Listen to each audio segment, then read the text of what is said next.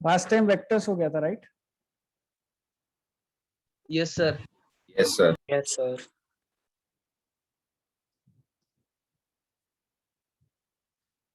चलो next chapter 3D geometry सुना है?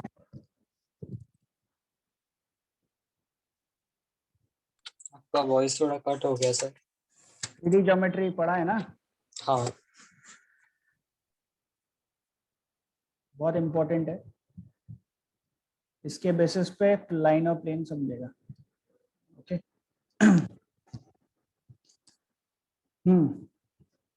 3D ज्योमेट्री में पहला पॉइंट डिस्टेंस फॉर्मूला।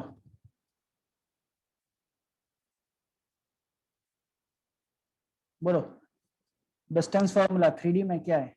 सपोज दो पॉइंट्स हैं ए एंड बी, ठीक, ए एंड बी।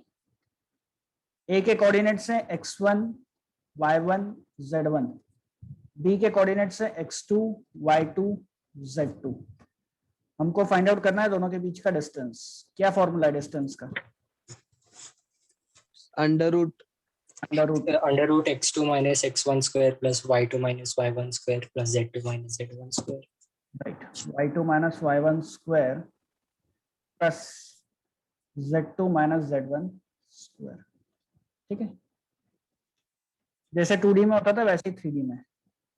ठीक है, क्लियर है? लिख लिया? लिख लिया? हाँ sir. Yes sir. Question right. देखो, determine the plane, determine the point, determine the point in xy plane, in xy plane which is equidistant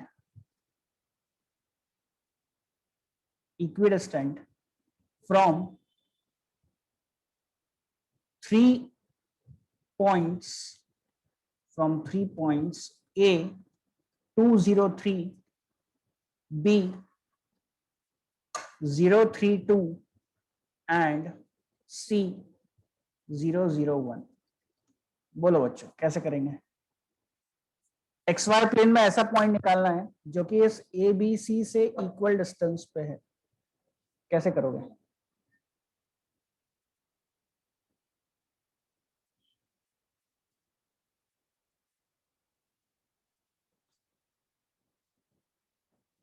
बोलो बोलो। अगर ये XY प्लेन में तो इसका Z वाला 0 हो जाएगा। Right sir, so point x, y, 0 होने। Very good. सपोज वो पॉइंट ले लिया हमने x, y, 0। फिर ये point P A B C तीनों से इक्वल, इसका मतलब Yes, PA sir. Equals to PB हो गया। एक इक्वेशन यहां से मिल जाएगी और एक इक्वेशन मिलेगी PB इक्वल्स टू PC से। बराबर है क्या? Yes sir.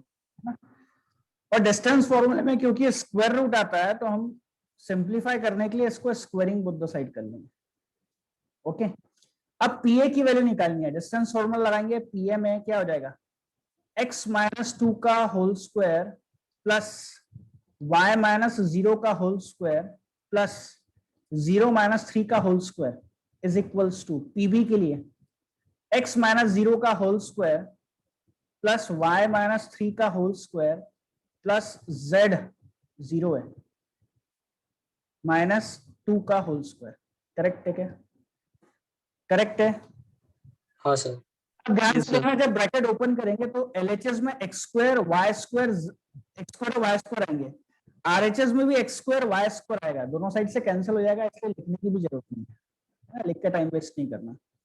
LHS में यहां से बचेगा माइनस 4x, यहां से बचेगा माइनस सॉरी क्या बचेगा? y स्क्वायर तो बचेगा नहीं, y का टर्म बचेगा। यस सर, कुछ नहीं बचेगा। कांस्टेंट टर्म यहां से बचेगा 4, यहां से बचेगा 3 9, तो 4 प्लस 9 13 हो गया LHS में। RHS में बोलो x स्क्वायर हो गया, यहाँ पे हो Plus जाएगा y square। माइनस क्या वाई स्क्वायर कैंसिल हो गया ना, minus sorry, 6y plus 9 plus 4 13, दोनों साइड से 13 13 कैंसिल, दोनों साइड से माइनस माइनस साइन कैंसिल, दोनों साइड से 2 2 कैंसिल करेंगे, यानी 2x equals to 3y, equation number 1 बराबर। Similarly Yes, sir. RHS solve करो और मुझे बताओ इक्वेशन क्या आ रही है आरएचएस को सॉल्व करके।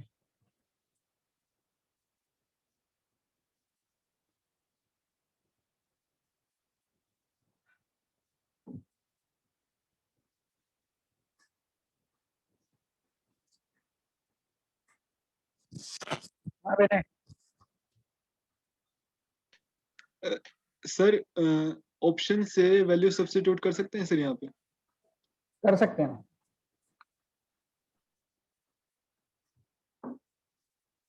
कर सकते हैं, क्यों नहीं कर सकते।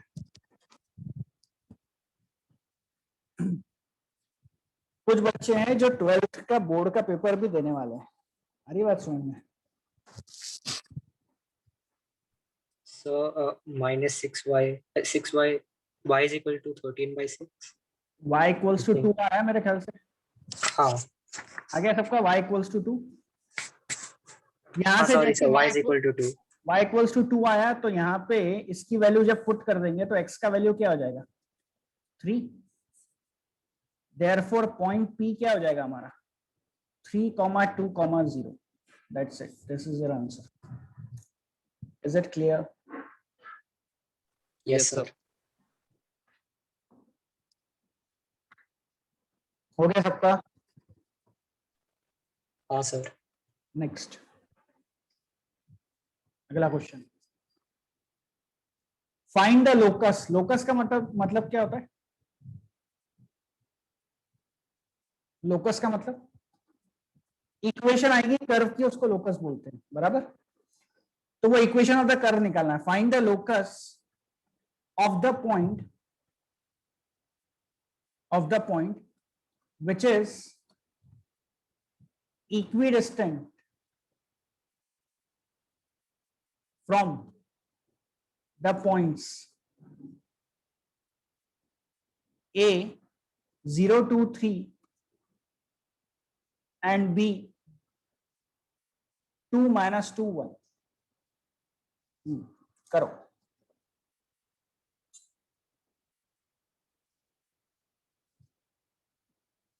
उस पॉइंट का लोकस बताओ जो कि इन दोनों पॉइंट से इक्वल है।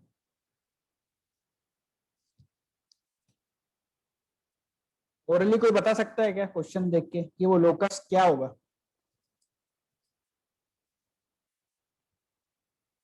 मतलब कौन सा कर्व रिप्रेजेंट करेगा?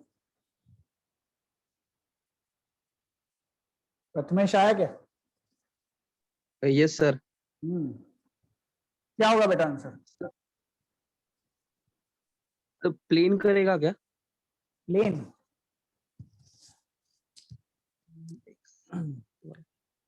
ऑप्शन में थ्योरेटिकल क्वेश्चन आया तो देखो तो यार, 2 पॉइंट्स रहेंगे ए और बी जो गिवन है 0, 2, 3 एंड 2, -2, 1। और जो पॉइंट है जो कि इक्वल डिस्टेंस पे होना चाहिए कंपलसरी, वो या तो यहां होगा या फिर वो यहां होगा या फिर वो यहां होगा या फिर यहां, यहां, यहां, इधर, इस लाइन पे कहीं भी हो सकता है, बराबर। तो इन सब पॉइंट को जब मैं कनेक्ट करता हूं तो व्हाट इज दिस लाइन? ये लाइन रिप्रेजेंट करता है ना, मतलब मेरा आंसर yes, जो sir. है वो स्ट्रेट लाइन होनी चाहिए। मेरा जो लोकस का इक्वेशन आएगा वो स्ट्रेट लाइन की इक्वेशन होनी चाहिए, करेक्ट है क्या? Yes sir. सर मेरा आंसर x - 2y - z + 1 = 0 आ रहा है। ठीक है, करेक्ट है। तो हमने वो पॉइंट ले लिया, सपोज एक्स वाई, कोई भी जनरल पॉइंट ले लिया, और हमको दिया AP = PB, दोनों डिस्टेंस इक्वल है, यानी PA = PB हो गया, स्क्वायरिंग बोथ द साइड किया। PA क्या आ जाएगा? x - 0 का होल स्क्वायर प्लस y - 2 का होल स्क्वायर प्लस z - 3 का whole square is equals to x minus 2 का whole square plus y plus 2 का whole square plus z minus 1 का whole square. LHS x square y square z square RHS के x square y square z square को cancel कर देंगे, correct है? तो LHS में बचेगा क्या? -4y minus 6z plus 13 is equals to -4x plus 4y minus 2z plus 9। ठीक, यानी हो गया 4x minus 8y minus 4z plus 4 equals to 0 and therefore x माइनस 2y माइनस z प्लस 1 is equals to 0। This is your answer. Is it clear? Yes sir. और क्योंकि ये 3D में चल रहा है तो this is equation of a plane. क्योंकि 3D में चल रहा है तो इक्वेशन ऑफ अ प्लेन। अगर ये क्वेश्चन 2D में होता तो इक्वेशन ऑफ अ लाइन होती। ठीक है, क्लियर? यस सेक्शन फॉर्मूला अपन वेक्टर्स में पढ़ चुके थे, है ना? क्वेश्चंस भी अपन ने किए थे उसके, तो यहाँ पे करने की जरूरत नहीं है। चलो, तो ये डिस्टेंस फॉर्मूला का एप्लीकेशन है। अब आते हैं मेन टॉपिक पे, direction, ratios and direction cosines. Direction cosine and direction ratios, very important. क्या होते हैं, क्या जरूरत पड़ गई, क्यों पढ़ाया जा रहा है? ठीक, अब देखो होता क्या है। सपोज हमारे पास एक्स वाई जेड एक्सेस है, वाई एक्सेस है। फील करो बच्चों ना चैप्टर, क्योंकि 3D है तो फील करना पड़ेगा। एक्स वाई जेड एक्सेस है ऐसे करके, ठीक? This is X axis, this is Y axis, this is Z axis. ये ओरिजिन हो गया। एक लाइन है जो कि इस प्रकार 3D पे इंक्लाइंड है। समझ रहे हो 3D पे कैसे इंक्लाइंड रहेगी? समझ रहे हो? एक्स वाई प्लेन में नहीं है ये एक्स वाई जेड प्लेन में है ना। मतलब ऐसा मान लो कि तुम्हारे रूम में जहां पे बैठे हो, उस रूम के किसी भी एक कॉर्नर से फैन को कनेक्ट करने वाली जो लाइन रहेगी, एक कॉर्नर से फैन को कनेक्ट कर दो एक लाइन को, वैसी लाइन है ये 3D में। ये लाइन एक्स एक्सेस से जितना एंगल बनाती है, let that angle be equals to alpha. So cos of that alpha, है ना, कोसाइन का मतलब कॉस, कोसाइन का शॉर्टकट कॉस होता है। Cos of the angle which the line makes with X axis, cos of the angle which line makes with Y axis denoted by beta, and cos of the angle which the line makes with Z axis, है ना, that is gamma. तो cos of beta, cos of gamma, इन तीनों को बोला जाता है DRS, sorry DCS। इन तीनों को बोला जाता है DCS, डायरेक्शन कोसाइंस।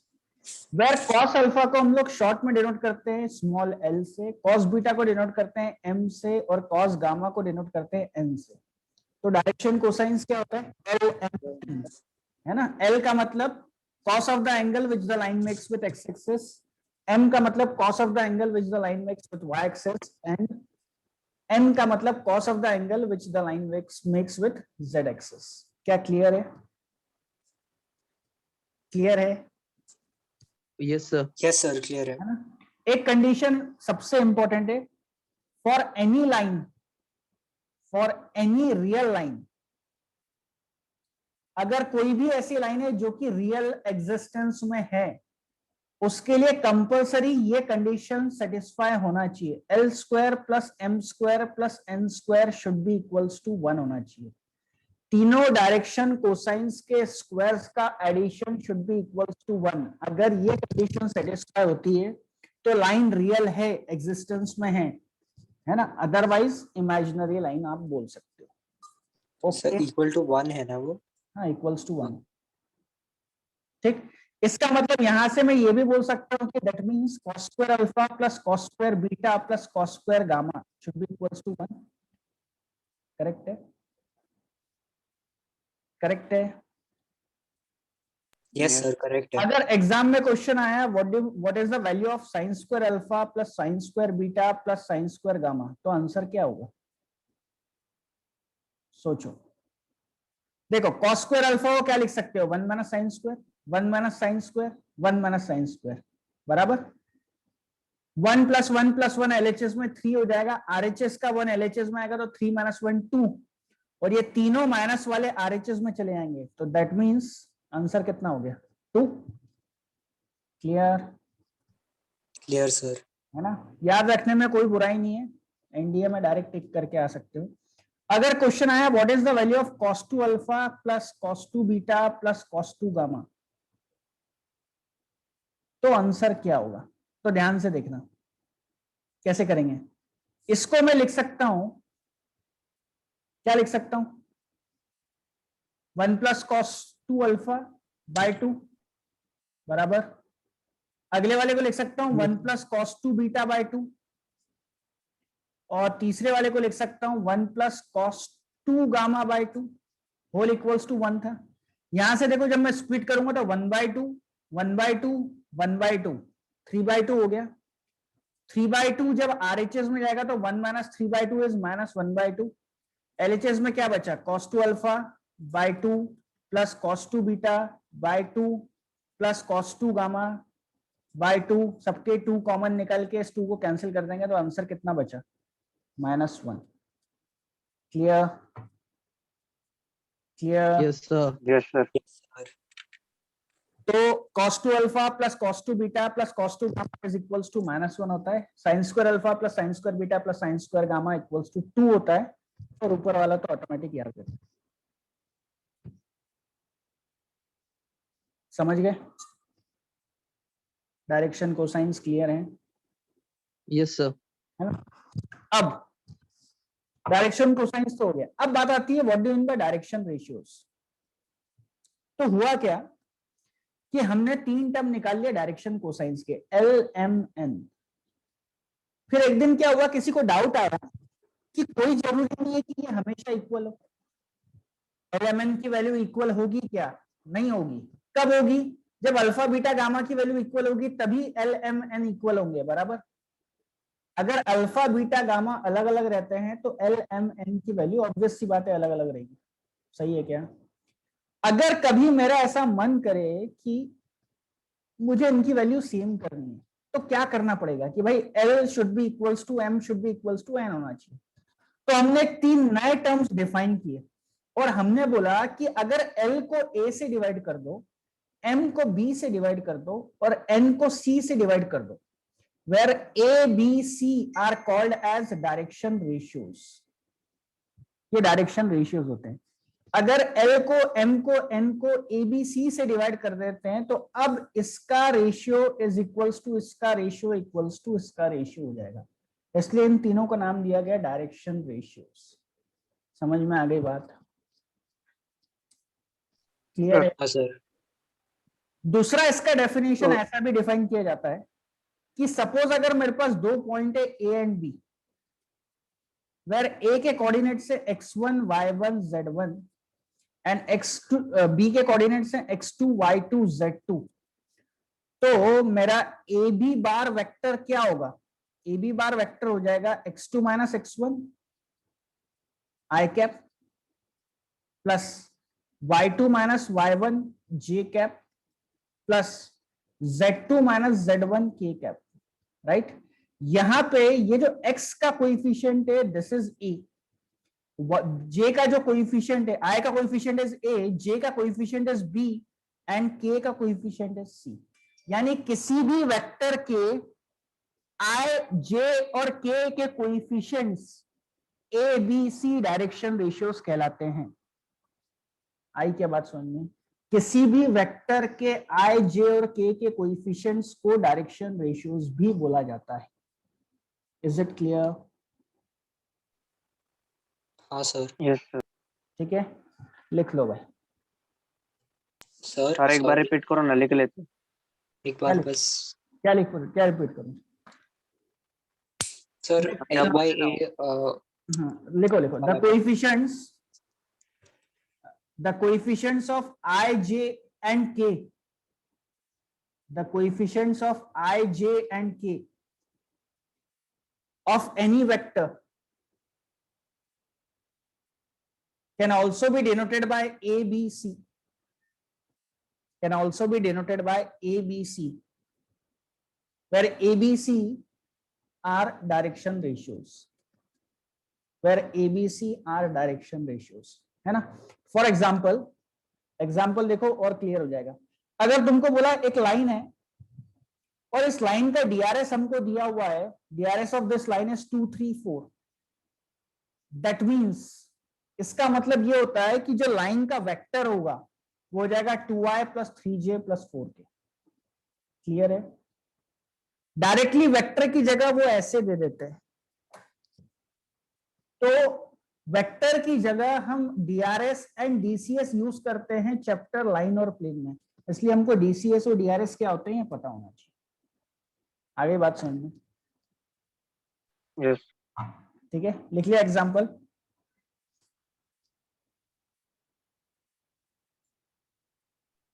लिख लिया सर. आगे बढ़ते हैं. फिर हमने पढ़ा था वेक्टर्स चैप्टर में कि अगर हमारे पास दो वेक्टर्स है, vector A bar and vector B bar, दोनों के बीच का एंगल थीटा है. तो फॉर्मूला हमने पढ़ा था डॉट प्रोडक्ट में cos थीटा इक्वल्स टू क्या होता है, A bar dot B bar divided by magnitude of A into magnitude. Correct है. यस ये वेक्टर में पढ़ा था. कौन है भाई? सर एक बार ग्रुप पे जाना. cos 2 है. क्या हो गया मैंने?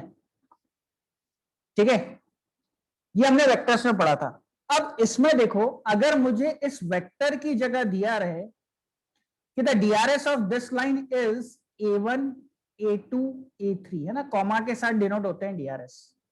And the DRS of this line is, अगर हमको दिया रहे b1, b2 एंड b3 और हमसे पूछा जाए कि what is the angle, then cos theta is equals to same है, ये हो जाएगा a1 b1 plus a2 b2 plus a3 b3 whole divided by magnitude of vector क्या होगा, under root of a1 square plus a2 square plus a3 square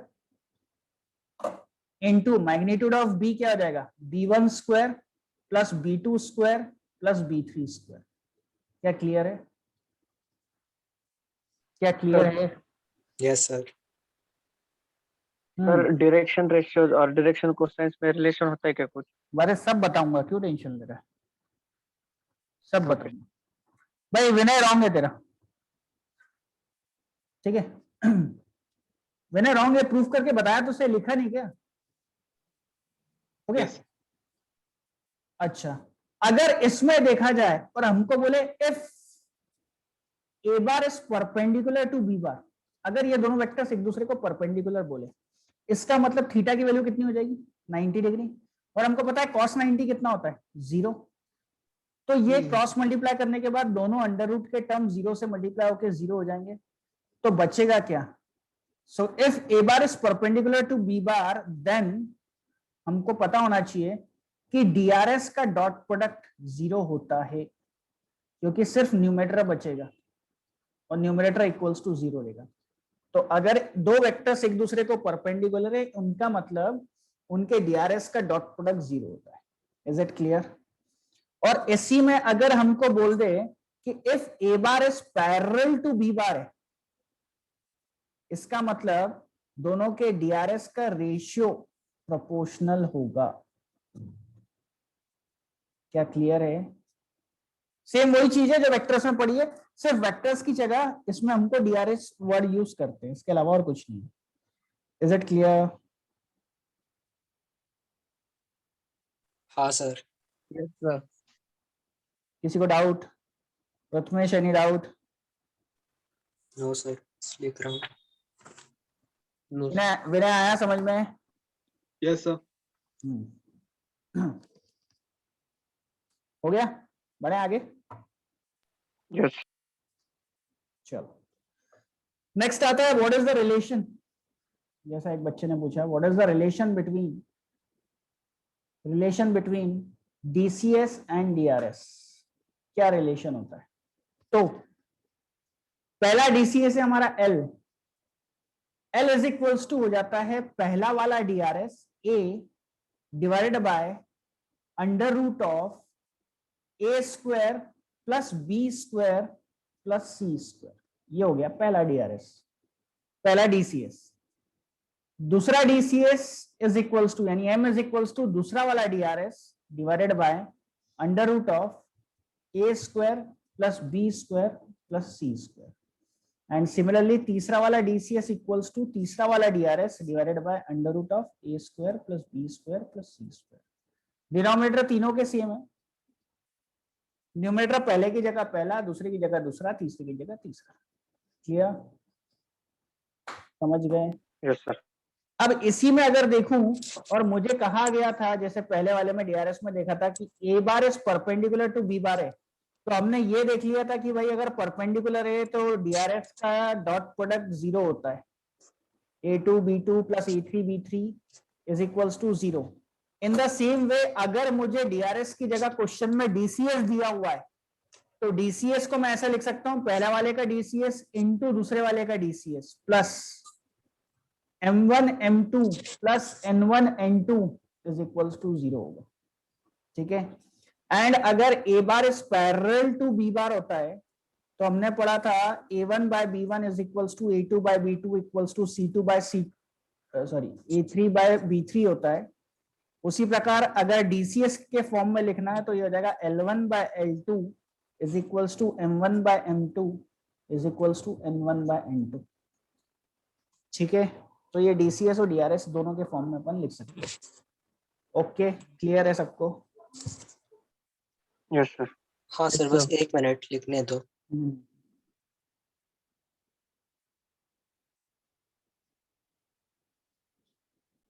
हो गया?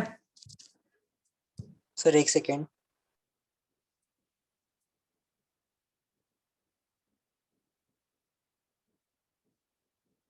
हो गया सर। आ जाओ, question number 1, right. Find the angle between the vectors with DRS proportional to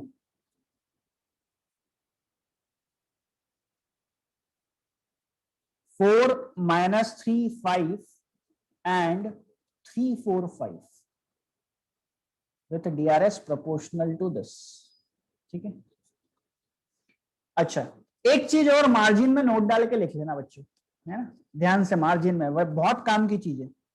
देखो DRS जो होता है ना, जो कि एबीसी होता है, ये ऑलवेज इंटीजर वैल्यू होती है। ध्यान में रखना, वो क्वेश्चन में कितना भी बोल दे कि भाई डीसीएस है, बट अगर इंटीजर वैल्यू दिख गई तो याद रखना वो डीआरएस ही है। वो सिर्फ आपको कंफ्यूज करने के लिए बोल रहा है, क्योंकि वहां पे या तो वो प्रोपोर्शनल वर्ड यूज कर लेगा, तो आप कंफ्यूज हो जाओगे डीआरएस है या डीसीएस है। इंटीजर दिख गया मतलब याद रखना ये डीआरएस दिया हुआ है, वो कुछ भी बोले इंग्लिश में कोई फर्क नहीं पड़ता। अगर उसने क्वेश्चन में डीसीएस दिया है तो डीसीएस हमेशा फ्रैक्शन में होता है, भलाई वो उसको कितना भी डीआरएस बोले, फ्रैक्शन में दिख रहा है मतलब वो हमेशा डीसीएस होगा। क्लियर है? क्यों डीसीएस फ्रैक्शन में होता है? क्योंकि हमको पता है जैसे डीसीएस एल वाला देखते हैं तो हमेशा क्या होता है, A upon under root of A square plus B square plus C square होता है। अब ये टर्म को 0 या 1 थोड़ी ना हो जाएगा। Yes sir. आया क्या समझ में? तो डीसीएस हमेशा फ्रैक्शन में होगा, डीआरएस हमेशा इंटीजर में होगा।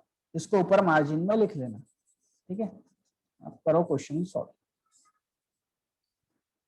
60 ठीक है। और किसी का?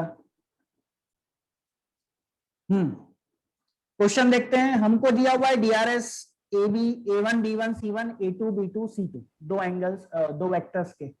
ठीक है, 60 है सर। 60 है। ठीक है। cos theta equals to, formula क्या है? A1 B1 plus A2 B2 plus बोलो C1 C2। सही है ना? यस। A1 A2 क्या लिखा मैंने, A1 A2 B1 B2 sir. A1 A2 plus B1 B2 plus C1 C2 whole divided by under root of A1 square plus A2 square plus A3 square. Formula उन बच्चे के लिए लिख रहा हूं जो पहली बार चैप्टर पढ़ रहे हैं। यहाँ B1 आएगा, यहाँ C1 आएगा, यहाँ A2 आएगा, यहाँ B2 स्क्वायर आएगा, यहाँ C2 स्क्वायर आएगा, राइट। A1 A2 कितना हो जाएगा 12, B1 B2 minus 12, C1 C2 25 divided by पहले वाले का मैग्नीट्यूड बोलो √50, दूसरे Yes, वाले का sir. मैग्नीट्यूड √50, यानी बचा Yes. कितना 25/50, यानी कितना हो गया 1/2, 1/2 equals to cos theta, therefore theta की वैल्यू आ गई 60 डिग्री, दैट इज π/3। आ गया सबका, आ गया सबका। Yes, sir. Yes, sir. Next,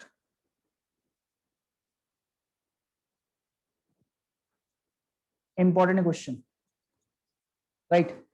Find the coordinates, find the coordinates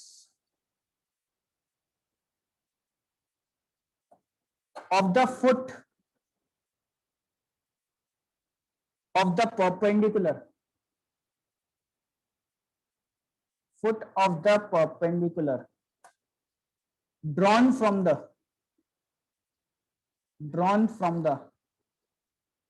point A 1 to 1 to the line joining B 146 and C 544। हाँ भाई, बहुत काम का question. Find the coordinates of the foot of the perpendicular. Foot of the perpendicular समझते हो क्या होता है? जहां पे परपेंडिकुलर उस लाइन को इंटरसेक्ट करेगा, जहां पे वो परपेंडिकुलर खड़ा है, उसके फुट के कोऑर्डिनेट्स क्या होंगे? Drawn from the point A, point A से परपेंडिकुलर ड्रॉ किया है टू द लाइन, एक लाइन को जो कि बी और सी को कनेक्ट कर रही है। ठीक है, ध्यान से देखो। जब तक फिगर नहीं बनाते हो फील नहीं आता है, समझ में नहीं आएगा क्या चल रहा है। ये है पॉइंट बी 146, ये है पॉइंट सी 544, इन दोनों पॉइंट्स को कनेक्ट करके एक लाइन बनी है। इस लाइन को एक परपेंडिकुलर ड्रॉ हुआ है ऐसे करके, और कहां से ड्रॉ हुआ है? ये ड्रॉ हुआ है पॉइंट ए से 1 to 1 से, ये परपेंडिकुलर ड्रॉ किया। इस परपेंडिकुलर का ये जो पॉइंट है, ये वाला, इस पॉइंट को बोलते हैं foot of the perpendicular. Point D से हम लोग डिनोट करते हैं। हमको इस डी के कोऑर्डिनेट्स निकालने हैं। क्या क्लियर है क्वेश्चन सबको? क्या क्वेश्चन सबको? Yes sir. कैसे करेंगे जरा बताओ, कैसे करोगे? यस सर, पहले बीसी का एंगल निकालेंगे। पहले बीसी का एंगल डायरेक्शन रेशियो। ठीक है, चलो डीआरएस निकाल लिया। फिर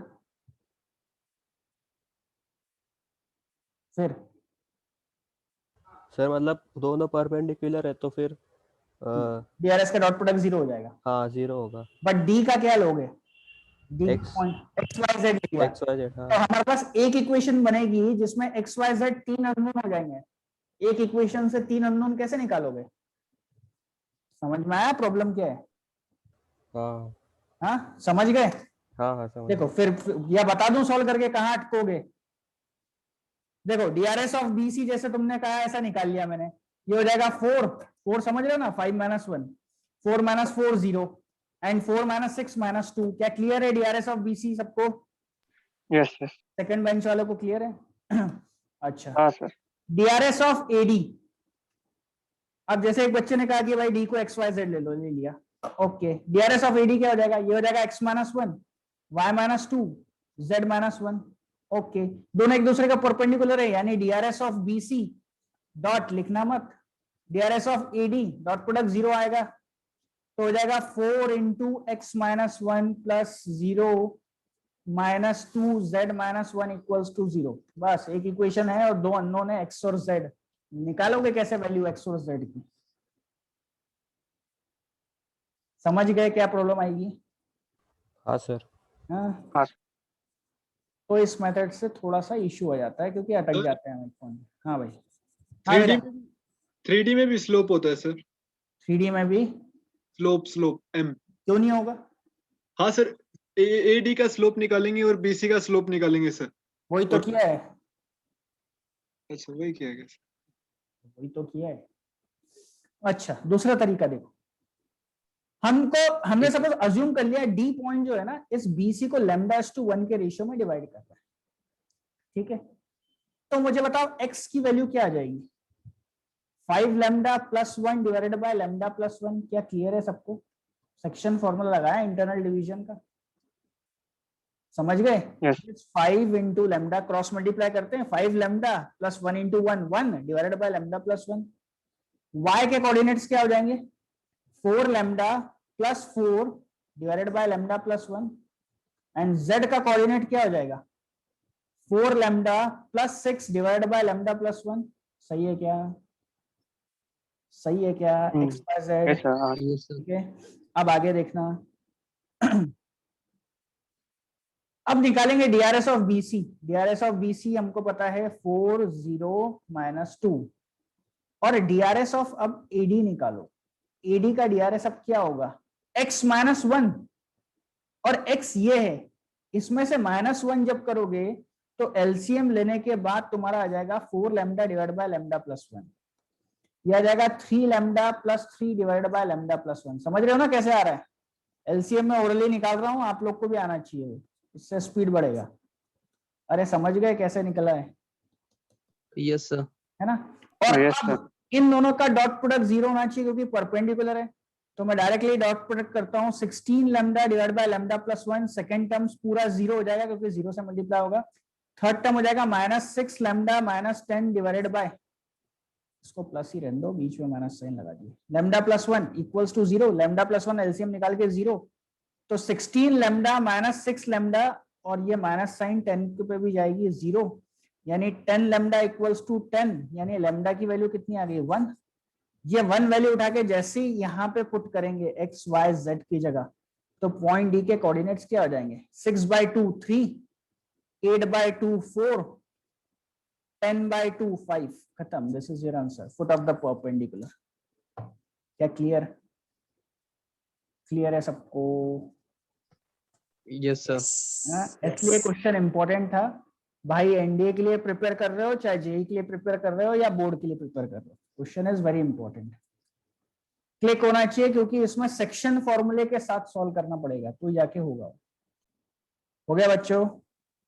सर हाँ बेटा, एक सेकंड सर। बोल विनय बोल। Sir directions ratios of AD आपने 5λ+1 अपॉन λ+1 -1 वो उससे लिया ना, हाँ ऊपर वाले से। -1 ये वाला, हाँ ऊपर वाले से, ये वाला माइनस। हाँ, तो फिर ये सेकेंड वाला सर गलत आता है सर।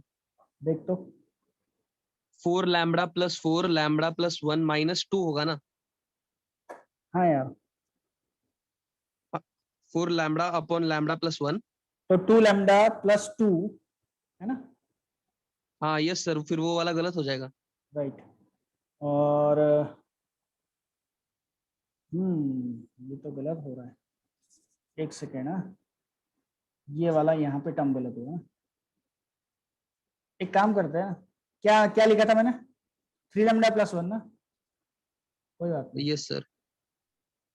ठीक है। खुश? Yes sir. आंसर राइट कैसे आ गया मेरा फिर? Yes sir. आंसर राइट कैसे आ गया मेरा? क्या पता नहीं सर फिर। अरे हाँ ना यार, आंसर इसलिए राइट आ रहा है क्योंकि ये तो 0 है, हाँ यस सर। तो इसलिए वो 3λ लिखो या 2λ लिखो, फर्क नहीं पड़ रहा उसको। तो वो सिली मिस्टेक भी ठीक है, बच गए। आई बात समझ में? वो 0 से मल्टीप्लाई हो रहा है ना। हर्षल गिफ्ट समझा? गिप्स आया क्या आज? अवनीश है गिब्स। हो गया? हाँ सर। आया क्या हाँ समझ में? सर। हो रहा है? हाँ सर। नेक्स्ट,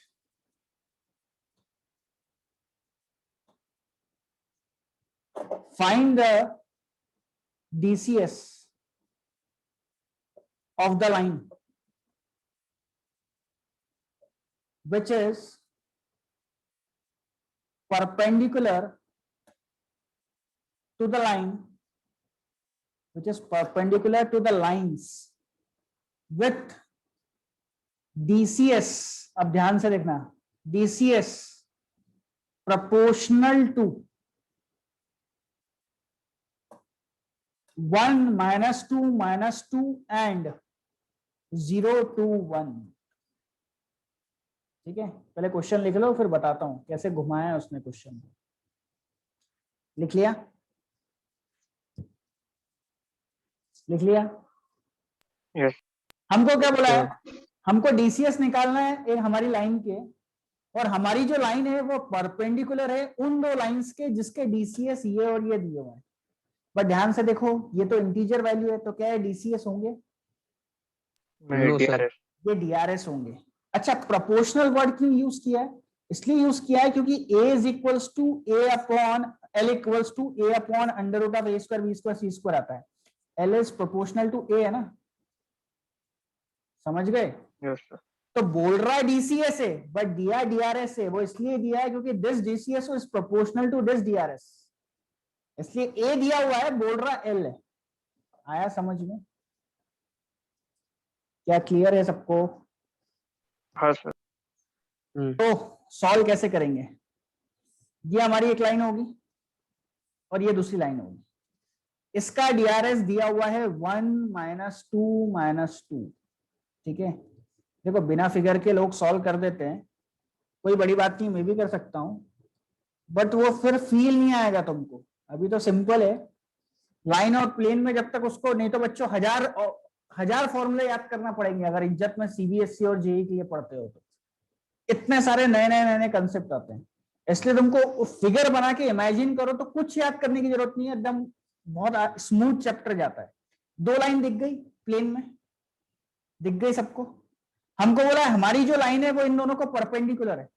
अब तुमने magnetic effect of electric current में पढ़ा होगा, मैग्नेटिक फील्ड अंदर जाती है तो क्रॉस से डिनोट करते हैं, बाहर आती है तो डॉट से प्रोडक्ट करते हैं। तो मैंने अज्यूम कर लिया मेरी लाइन अंदर जा रही है, this is my line, required line which is perpendicular to this plane.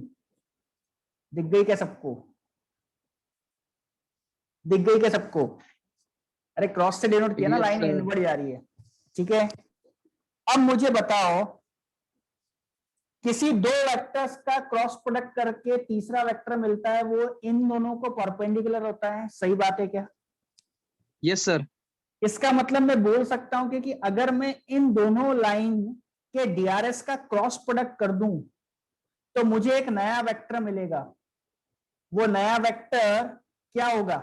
इन दोनों को परपेंडिकुलर, मतलब मेरा रिक्वायर्ड लाइन का डीआरएस। करेक्ट है? करेक्ट है क्या? Yes, sir. है ना? बाकियों को समझा? बट डीआरएस का क्रॉस प्रोडक्ट तो सिखाया नहीं भाई। डीआरएस का क्रॉस प्रोडक्ट कैसे करते हैं नहीं पता, समझ रहे हो? तो अपन दूसरा तरीका अपनाते हैं। डीआरएस का क्रॉस प्रोडक्ट कैसे करता है नहीं पता। मैंने अज्यूम कर लिया कि मेरी जो रिक्वायर्ड लाइन है उसका सपोज मुझे क्या डीसीएस चाहिए, उसका सपोज मैंने अज्यूम करा है डीसीएस मेरा एबीसी है सपोज, है ना? रिक्वायर्ड लाइन का डीसीएस है एबीसी। अब ये रिक्वायर्ड लाइन इस लाइन को परपेंडिकुलर है, यानी इन दोनों का डॉट प्रोडक्ट क्या होना चाहिए? अरे रिक्वायर्ड लाइन इस लाइन को परपेंडिकुलर है तो दोनों का डॉट प्रोडक्ट क्या होना चाहिए? 0। तो पहली इक्वेशन मुझे मिल जाएगी a - 2b - 2c = 0। क्या क्लियर है सबको? अगेन ये दोनों परपेंडिकुलर है ना। Again this required line is also perpendicular to this line, यहां भी परपेंडिकुलर है। इसका मतलब इन दोनों का डॉट प्रोडक्ट भी 0 आना चाहिए, यानी कि 0 + 2b + c = 0। क्लियर है? अरे भाई समझा क्या सबको? 0a। Yes, sir. ठीक Yes, sir. दोनों इक्वेशन को साइमल्टेनियसली सॉल्व कर लेते हैं, कुछ नहीं करना, डायरेक्ट ऐड कर लो। तो ये दोनों कैंसिल हो गए, यहाँ बचेगा a, इधर कितना बचेगा माइनस c इक्वल्स टू 0, हाँ। यहाँ से मिल गया मेरे को a इक्वल्स टू c। अच्छा a इक्वल्स टू c मिल गया, अब क्या करेंगे, अब क्या करोगे, प्रॉब्लम है, इसलिए साइमल्टेनियसली सॉल्व नहीं करने का, क्योंकि 3 अननोन है और 2 ही इक्वेशन है, समझ रहे हो बात, 3 अननोन है और इक्वेशन तो 2 ही है, तो कभी निकाल नहीं सकते जिंदगी में। Hello, exact A B C की वैल्यू नहीं निकाल सकते हो, क्योंकि जितनी नंबर ऑफ अननोन होते हैं उतनी नंबर ऑफ इक्वेशंस चाहिए होती है। आई क्या बात समझ में? सर वो क्रॉस मल्टीप्लिकेशन का भी था ना सर, वही बता रहा हूँ, सीबीएसई में अरे वो था वही बता रहा हूँ, क्रॉस वही बता रहा हूँ, बाकियों को समझान तो दे। समझ गए क्या? सो गए क्या बच्चों? हाँ सर, समझ रहा हूँ। हाँ ना बोलते जाओ। एक मेथड 10th क्लास में पढ़ा होगा, पहले ही चैप्टर में, क्रॉस मल्टीप्लिकेशन मेथड, सुना है क्या? Yes sir. इसमें जो 3 अननोन सुना है, है सर। तीनों अननोन को लिख लिया यहाँ पे ए बी सी। ए के नीचे बी और सी के कोएफिशिएंट लिखने होते हैं, तो ये बी के और सी के कोएफिशिएंट्स लिख लिए। बी के नीचे ए, बी के नीचे यहाँ बनाएगा, बी के नीचे ए और सी के कोएफिशिएंट्स लिखने होते हैं, तो 1 0 और सी के है -2 1, और सी के नीचे ए और बी के कोएफिशिएंट लिखने होते हैं, तो 1 -2 0 2। ठीक, a डिवाइडेड बाय, इसको डिटरमिनेंट जैसे सॉल्व करने का, -2 +4, तो कितना हो गया 2 इक्वल्स टू b अपॉन, बोलो 1, ये तो 0 हो गया। फर्क सिर्फ इतना है कि ये बीच वाले में नेगेटिव साइन आती है, तो वो माइनस साइन मैंने नीचे ले ली, इक्वल्स टू c अपॉन 2। क्या यहां तक क्लियर है? यहां तक क्लियर है सबको? हाँ सर। Yes, sir. देयरफॉर हमारी लाइन के डीआरएस क्या हो गए? हमारी लाइन के डीआरएस हो गए 2 -1 2, बट हमको क्या चाहिए? हमको चाहिए डीसीएस। देयरफॉर डीसीएस फॉर्मूला याद है हमको, डीआरएस से डीसीएस कैसे लिखना है? पहला वाला DRs divided bye √a² + b² + c² 3 हो जाएगा। दूसरा वाला क्या होगा? -1/3। तीसरा वाला क्या होगा? 2/3। This is your answer. आ गया समझ में? Yes sir. विनय समझा? Yes sir. हर्षल? हाँ सर।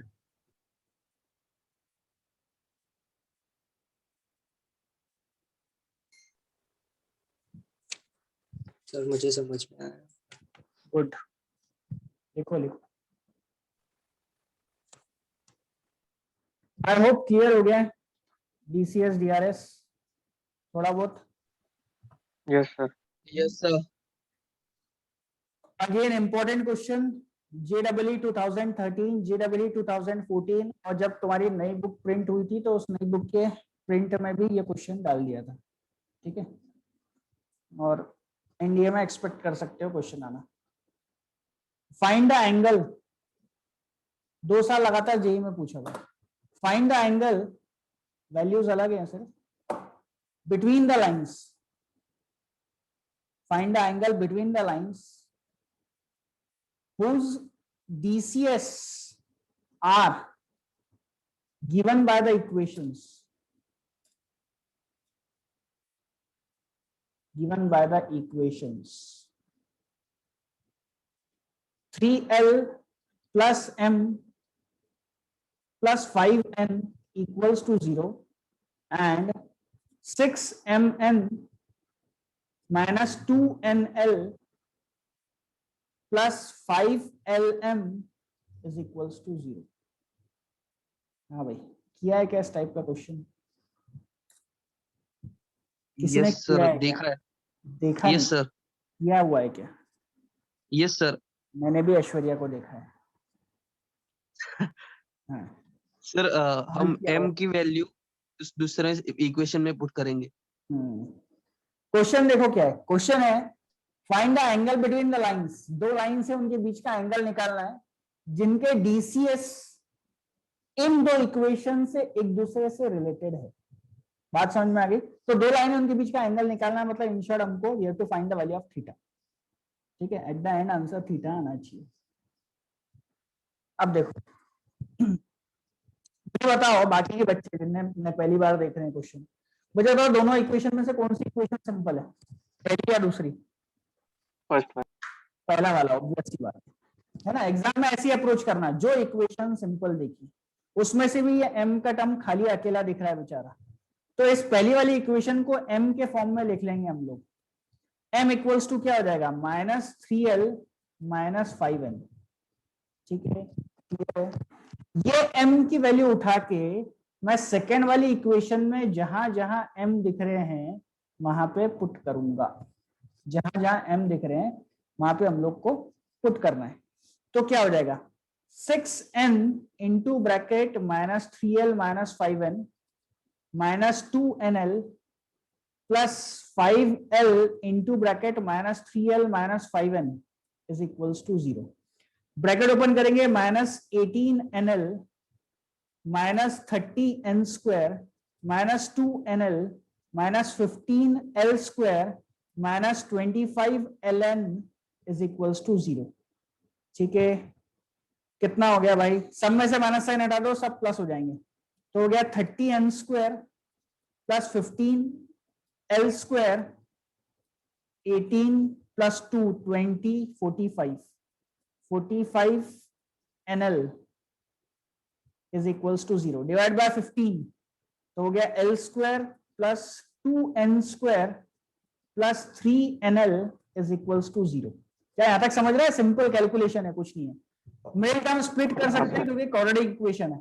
मेल टर्म स्प्लिट करेंगे तो हो जाएगा l प्लस 2n एंड सही है ना, l plus n equals to 0। देखो तो जरा सही आ रहे हैं क्या, 2nl nl, yes sir. Right है। अच्छा, यहां तक क्लियर है सबको? डायरेक्टली कर दिया मैंने मेल टर्म स्प्लिट, ईमानदारी से भी कर सकते हो। अच्छा, इसका मतलब क्या होगा कि l plus 2n equals to 0 होगा या फिर l plus n equals to 0 होगा। दो में से एक ब्रैकेट 0 है भाई, तभी तो प्रोडक्ट 0 आ रहा है। पहले वाले ब्रैकेट को तो मैं इसको दो पार्ट्स में डिवाइड कर देता हूं। अब यहां से पहले वाले पार्ट को, अब यहां से इंपॉर्टेंट है, ध्यान से देखना। पहले वाले पार्ट से मुझे पता चला कि l की वैल्यू है -2n, ठीक, और दूसरे वाले पार्ट से पता चला कि l की वैल्यू है -n। ये l की वैल्यू उठा के मैं जब इस इक्वेशन में पुट करूंगा तो m इक्वल्स टू क्या होगा, बोलो जरा। l की जगह -2n पुट करोगे तो कितना हो जाएगा, 6n। 6 - 5 कितना हो गया, n। तो m equals to n and l equals to -2n। तो ध्यान से देखो, ध्यान से, इक्वल्स टू, यहां से पहली वाली इक्वेशन से n की वैल्यू क्या हो जाएगी, l बाय -2।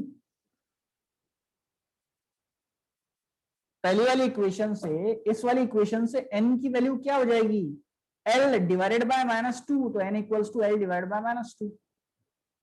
आया समझ में? यहां से n की वैल्यू डाल दी। अरे बाकियों को समझा, बाउंस हो गया? हाँ सर, अभी समझा। अभी समझा। Therefore l डिवाइडेड बाय -2, इसको सीक्वेंस में लिख लेते हैं, m divided by 1 equals to n divided by 1। बच्चों के याद है डेफिनेशन डीआरएस की बताई थी कि इसका मतलब a का वैल्यू -2 है, b का वैल्यू 1 है और c का मतलब 1 है। याद है? याद है? Yes sir. Yes sir. m by b n by c, यानी a b c -2 1 1। ठीक, इन द सेम वे अब मैं क्या करूंगा, l इक्वल्स टू, दूसरे कलर से लिखता हूं, l इक्वल्स टू यहां पुट करूंगा इधर -n। तो अब m क्या हो जाएगा, 3n - 5n, तो -2n। और मुझे पता है -2n की वैल्यू अगर मैं यहां पुट कर दूं तो कितना है, l। समझे? हाँ सर, -2 कट हुआ। Therefore, हाँ, -2 कट हो जाएंगे। क्या बोल रहा है भाई, -2n की वैल्यू डायरेक्टली उठा के यहाँ पुट कर दी मैंने l। हाँ सॉरी, ठीक है। हाँ अब देखना, L divided by 1 equals to M divided by 1 equals to N divided by -1/2। क्या ये समझा? नीचे एलसीएम लेना पड़ेगा भाई, क्योंकि ये नीचे तो डीआरएस होते हैं और डीआरएस फ्रैक्शन में नहीं हो सकता, इसलिए मैंने इसको लिख दिया माइनस प्लस ही रहने दो। इसको लिख दिया मैंने एलसीएम लेने के बाद 2m/2 n/-1। समझ में आया एलसीएम? देयरफॉर यहां से a का वैल्यू हो गया 2, b का भी वैल्यू हो गया 2 एंड c का वैल्यू हो गया -1। क्या क्लियर है? यस। देयरफॉर cos थीटा का फॉर्मूला क्या होता है? cos थीटा होता है a1 a2 plus b1 b2 plus c1 c2 divide by under root of a1 square b1 a1 square a2 square a3 square, sorry a1 square b1 square c1 square under root a2 square b2 square c2 square, product -4 plus 1 into 2 2 minus 1 into 1 -1 divided by 4 5 6 under root of 6 under root of 9। Numerator में कितना बचा? -5 + 2 -3 divide by √6 into 3। दिख रहा है क्या सबको? हाँ sir. 3 से 3 कैंसिल हो गया, यानी कितना बचा? 1/√6। Therefore final answer is theta equals to cos inverse of -1/√6। Is it clear? Is it clear? Yes sir. कोई डाउट है किसी को? Yes sir. बोल बेटा डाउट। हाँ सर।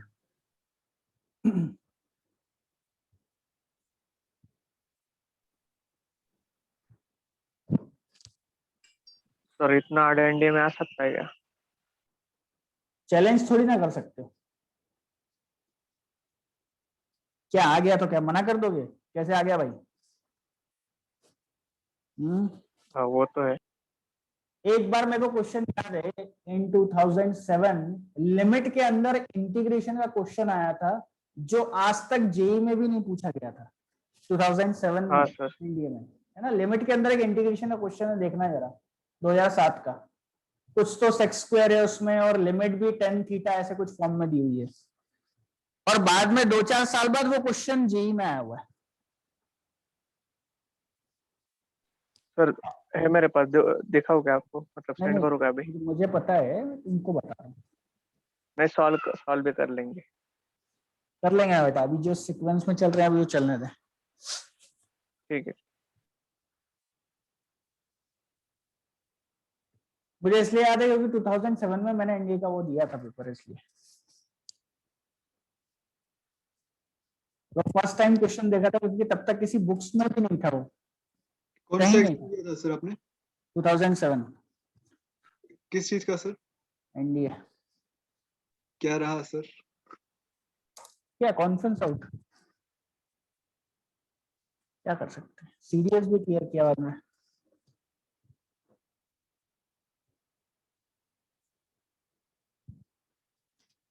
बता चुका हो ना? नहीं सर। नहीं सर। अरे नहीं बताया सर, था। नहीं बताया।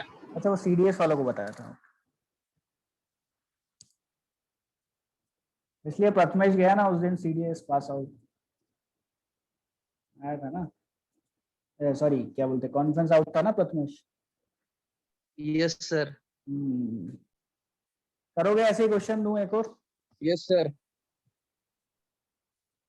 Right. Find the DCS of the two lines which are connected। Angle नहीं निकालना है, वो हमको DCS निकालना है, तो पहले DRS निकाल लेंगे, DRS से DCS निकाल लेंगे। समझ गए भाई? DRS तक तो सेम रहेगा प्रोसीजर, यस सर। और उसके बाद फिर वो DRS का यूज करके इंडिविजुअल के DCS निकालना है। इक्वेशन दी है L - 5m + 3n = 0, और दूसरी दी है 7l² + 5m² - 3n² = 0। बोलो करो बड़ा स्पीड। बच्चों आंसर आया सर कर रहा हूँ एक। क्या कर रहे हो? हाँ या करके बताऊं? सर वो ठीक है ना, बस L is equal to 5m minus 3n करना। वहां से करो ना। 7mn plus 2n square आ रहा है। कॉर्ड इक्वेशन बड़ा आ रहा है ऐसा कहना है क्या? करूं क्या मैं सॉल्व? हाँ हाँ सर कर दो। हाँ मैंने बस L is equal to 5n minus 3n substitute किया। ठीक है सही है, करते हैं। देखो यहाँ तक आ गए। 7 हाँ सर। यहाँ जाएगा हाँ 5n माइनस 3n का whole square plus 5m square minus 3n square equals to 0। एक सेकेंड होल्ड करना। कहाँ थे? यहाँ तक आ गए। ब्रैकेट ओपन करेंगे, देखो 5m स्क्वायर का स्क्वायर हो जाएगा 25 7 सा 175 175 प्लस 5 180 बराबर। समझ यस। गए? 3 का स्क्वायर 9 इंटू 7 63 माइनस 3 प्लस 60 ये हो जाएगा minus 15 into 2 minus 30 into 7 minus 210 mn। ठीक है यहाँ तक। सब में से 0 0 0 गया, सब में से 3 से डिवाइड करोगे तो 6m square plus 2n square minus 7mn equals to 0। अभी समझा? यही आया मुझे। तो 6m स्क्वायर क्या करेंगे? 12 चाहिए minus 4mn minus 3mn plus 2n square equals to 0। ये पेयर बना लिए। 2m 3m minus 2n minus n 3m minus 2n equals to 0। यानी एक हो गया 2m माइनस n, एक हो गया 3m minus 2n equals to 0। दो पार्ट्स में डिवाइड होगा, एक में हो जाएगा 2m इक्वल्स टू n, एक में हो जाएगा 3m equals to 2n। Clear? दो पार्ट्स में आगे सेपरेट कर दिया। अब ध्यान से देखना ना, अब इंपॉर्टेंट है, यहां तक तो ठीक है। इसकी वैल्यू उठा के जब यहां पुट करेंगे, n की वैल्यू पुट कर देता हूं मैं ना। n कितना है? 2m, तो यहां आ जाएगा माइनस 6, यानी l इक्वल्स टू क्या आ जाएगा? Minus m। अरे दिखा क्या? हाँ सर। पक्का सबको दिख गया? Yes sir. और दिस इज इक्वल्स टू, इसको जरा यहां पुट करो तो m इक्वल्स टू कितना है यहां से? n/2, तो माइनस m कितना हो जाएगा? Minus n/2। अरे हेलो। यस। देयरफॉर इसको लिख सकता हूं कि l/1 equals to m/-1 equals to n/-2। यानी मेरे DRS क्या हो गए? 1 - 1 - 2, यानी इसके DCS क्या हो गए? 1/√6 माइनस 1/√6 माइनस 2/√6। क्या क्लियर है सबको? Yes sir. यस। आगे देखो अब ये वाला, ये तो डायरेक्ट वैल्यू पुट नहीं हो रही है, तो मैं इसको थोड़ा सा ऐसा लिख देता हूँ। m इक्वल्स टू 2n/3 कर देते हैं। ये वैल्यू उठा के हमने यहाँ पे पुट की इसमें। तो l इक्वल्स टू क्या हो जाएगा? 10n/3 माइनस 3n मतलब हो गया तुम्हारा n/3। तो l इक्वल्स टू n/3 है, और n/3 इक्वल्स टू दिख रहा है क्या? m/2। यहां से n/3 इक्वल्स टू क्या होगा? m/2। क्लियर? डिवाइड बाय 1 मतलब DRS क्या हो गए? 1 2 3 मतलब DCS क्या हो गए? 1/9 10 14 √14 2/√14 3/√14। 3/√14। That's it, this is your answer. Angle पूछा नहीं है, एंगल पूछता तो निकाल लेते, कोई बात नहीं। आया सबको सर समझ? वो m/2 एक बार बताओ ना। कौन सा वाला? ये वाला? नहीं वो l/1 इक्वल टू m/2 वो कैसे? ये वाला? ये वाला ना, L इक्वल्स टू क्या आ गया n/3, तो ये लिख दिया मैंने L, ये यहां से लिख लिया n/3, और n/3 देख जरा यहाँ पे, ये n/3 दिखा, ये 2m के डिनोमिनेटर में आ जाएगा, हाँ n/3 किसके बराबर है, m/2 के, ये हो गया। हाँ हाँ ओके। ठीक है, ये तो सिंपल है, थोड़ा सा एडजस्ट करना पड़ता है उसको और कुछ नहीं। हाँ भाई Harshal, clear, Gibbs Gibbs, Yes. विनय आया बेटा समझ में? Yes sir. ओके, हाथ तो नीचे कर ले विनय, कब से हाथ ऊपर है तेरा?